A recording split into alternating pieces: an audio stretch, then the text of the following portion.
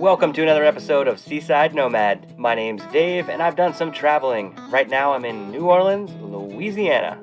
I always have a good time when I'm in New Orleans. It's just a fun city with a lot of life, and the food is just next level. I've been to Louisiana before, but I've never done a swamp tour, so that's what I'm doing today. I'm going out on a boat with a bunch of other people. We're gonna go check out this swamp. There's all sorts of wildlife out there, and that's what I'm gonna show you today. So here in the Honey Island Swamp, you want to have a boat that drafts very, very shallow. So these boats are flat bottomed, they cruise into areas that are super shallow. There's like roots, there's trees, all sorts of stuff, so you've got to trim that motor up. So the goal today is to see some wildlife, to get into that swamp. The captain is a really awesome guy, super nice, knowledgeable, Cajun guy, he's a local, and he was telling us about how people lived on the river, in places like here, and they've had to rebuild with flooding. I love the water and I love fishing, but I don't know if I could live out here. What do you guys think? Do you think you could live in a swamp? Do you think you could live in a swamp where there are alligators, just like this little one right here? Our captain was explaining how if you measure from the nose to the eyes and you have 4 inches, that's roughly going to be about a 4-foot long alligator. This alligator right here is about 4 to 5 feet long, from nose to tail. And since alligators are cold-blooded reptiles, the winter months, like right now when I'm down here, this is the winter, these alligators are pretty lethargic.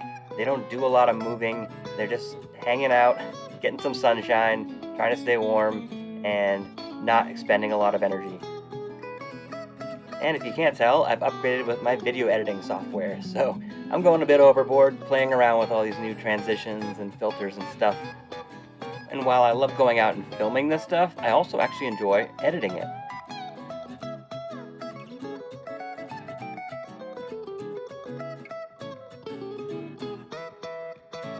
So this bird that you see is a relatively new resident of the swamp. It's called a limpkin, and limpkins eat these invasive apple snails.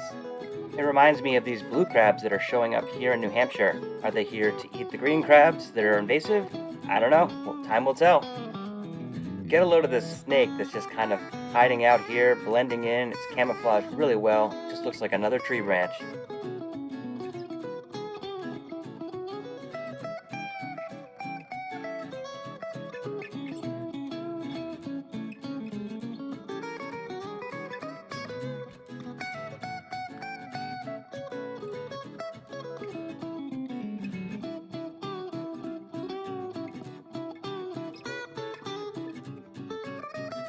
Our captain guided our boat deeper into the swamp, and as we plunged through these narrow water corridors, we were searching for more wildlife. I don't know about you guys, but I love seeing raccoons, and it's also really cool to see raccoons in their own habitat.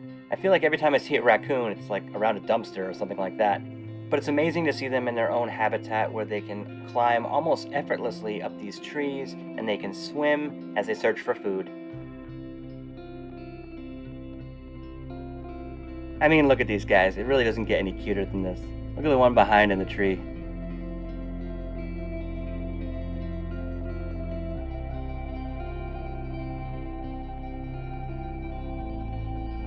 If you've driven a boat before, you know it's pretty challenging sometimes, and if you look at these really tight quarters, these captains do it with ease, and it's amazing, and I am just in awe of their skills. Alright, fine, a few more clips of these cute raccoons playing in the trees. So if you've been following my channel for a while, you'll know that when I encounter wildlife, I like to drop animal facts. And here's an interesting fact about raccoons. Raccoons have a mask on their face, and it's not just to make them look like the Hamburglar. This actually serves a purpose. The purpose is to reduce the sun's glare from the water and just during the daytime. So this basically helps them have clearer vision, and it helps them hunt, and it helps them avoid predators. Baseball players do this too. When they get a high fly ball, it really helps when you have a little bit of eye black under your eyes, because that absorbs the light and helps you see clearer.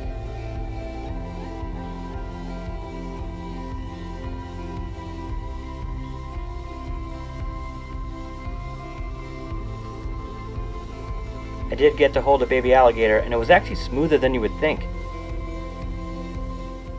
That's it for this one, guys. I hope you enjoyed the swamp. I hope you enjoyed New Orleans, and I hope you enjoyed Louisiana. It's a great place. I highly recommend it. I'm sure I'll be back. And if you haven't already, guys, hit that subscribe button. The summer's coming here in New England, so I've got more adventures on the docket, and I hope that you come with me. So I'll catch you on the next one, guys.